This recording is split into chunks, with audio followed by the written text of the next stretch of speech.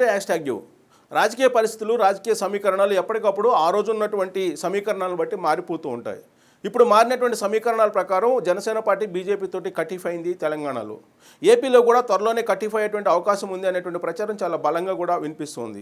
Corporation, municipal ఎన్నికల ఫలితాల తర్వాత తెలుగుదేశం పార్టీ కూడా జనసేన తోటి కలిసి వెళ్ళాలి అనేటువంటి ఒక ఆలోచన కూడా చేస్తూ ఉంది.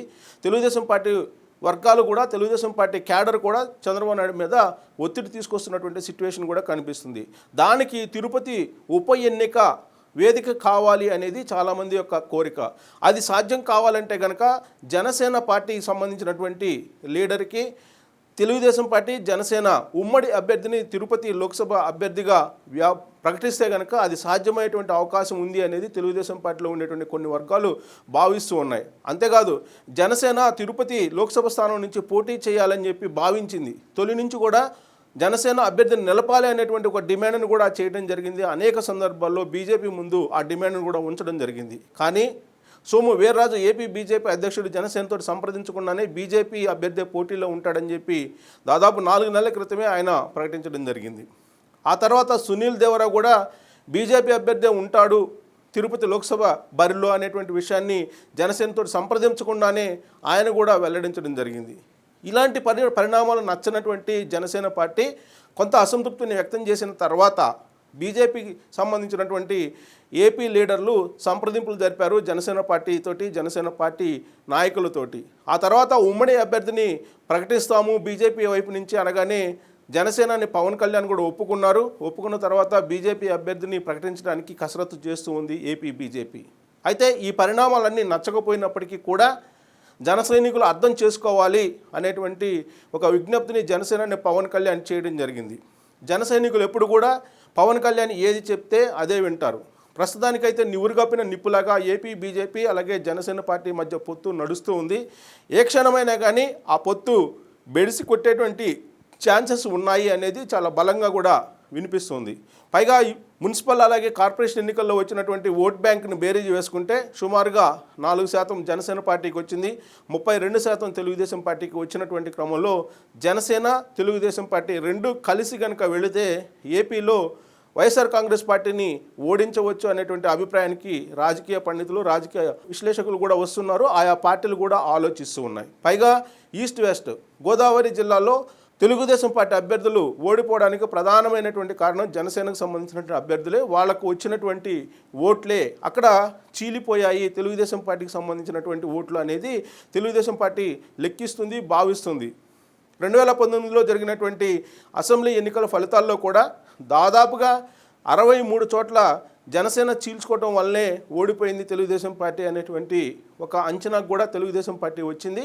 అలాగే జనసేన కూడా ఎన్నో కొన్ని స్థానాలు సంపాదించుకోవాలంటే కనుక ఏదో ఒక పార్టీతోటి పొత్తు ఉండాలి అనేది కూడా ఇప్పుడు భావిస్తుంది. పైగా జనసేన ఎప్పటికప్పుడు బీజేపీ తోటి విడిపోవాలి అనేటువంటి భావనతో జనసైనికులు ఎక్కువగా జనసేన పవన్ కళ్యాణ్కు ఎప్పటికప్పుడు విన్నవిస్తూ ఉన్నారు. కారణం కేంద్ర ప్రభుత్వం వైఖరి, కేంద్ర ప్రభుత్వం ప్రైవేటీకరణ వైపు వేగంగా వెళ్ళిపోవటం, రాష్ట్ర విభజన చట్టంలో ఉండేటువంటి అంశాలను ఏ ఒక్కటి కూడా బీజేపీ కేంద్ర ప్రభుత్వం అమలు చేయలేకపోవడం, ప్రత్యేక హోదా లేకపోవడం, ఇవన్నీ కూడా చాలా అంశాలు, విశాఖ రైల్వే జోన్ కానీ, అమరావతి రాజధాని కానీ, ఇవన్నీ చాలా అంశాలు ఉన్నాయి. ఇవన్నీ కూడా నెరవేర్చడానికి కేంద్ర ప్రభుత్వం సిద్ధంగా లేదు. కేవలం రాష్ట్ర ప్రయోజనాల కోసమే జనసేన బీజేపీతోటి పొత్తు పెట్టుకుంది, కలిసి వెళ్ళడానికి సిద్ధమయ్యింది అని జనసేన పవన్ కళ్యాణ్ తొలి రోజుల్లో పొత్తు సందర్భంగా ఆయన చెప్పారు. కానీ బీజేపీ వ్యవహరిస్తున్న తీరు అందుకు భిన్నంగా ఉన్నటువంటి క్రమంలో ఇప్పటికే మనస్తాపంగా ఉన్నటువంటి జనసేన పవన్ కళ్యాణ్ ఏ రోజైనా సరే ఆంధ్రప్రదేశ్లో కూడా బీజేపీతోటి కటిఫ్ అయ్యేటువంటి ఛాన్సెస్ ఎక్కువగా కనిపిస్తున్నాయి. ఆ విషయాన్ని ఇటీవల కాలంలో మంత్రి కొడాలి నాని కూడా చెప్పడం జరిగింది. త్వరలోనే బీజేపీతోటి కటిఫ్ అయి తెలుగుదేశం పార్టీ వైపు జనసేన వెళ్ళేటువంటి అవకాశం ఉంది అనేటువంటి విషయాన్ని కూడా ముందస్తుగానే కొడాలి నాని గ్రహించారు. అయితే ఇప్పుడు ఒక ప్రతిపాదన అయితే జనసేన ఉంచబోతుంది తెలుగుదేశం పార్టీ ముందు అనేటువంటి టాక్ కూడా నడుస్తుంది. తిరుపతి లోక్సభ అభ్యర్థిగా తెలుగుదేశం పార్టీ, జనసేన ఉమ్మడి అభ్యర్థిని జనసేన వైపు నుంచి, జనసేన పార్టీ నుంచి కనుక నిలబెట్టగలిగితే తెలుగుదేశం పార్టీతోటి భవిష్యత్తులో కలిసి నడవడానికి సిద్ధం అవుతుంది అనేటువంటి సంకేతాలను ఇప్పుడు పంపించినట్టు కూడా తెలుస్తుంది. తెలుగుదేశం పార్టీ కూడా అందుకు సిద్ధంగా ఉందని కూడా తెలుస్తుంది. చంద్రబాబు నాయుడు కీలకమైనటువంటి లీడర్లతోటి టెలికాన్ఫరెన్స్ కూడా నిర్వహించారు.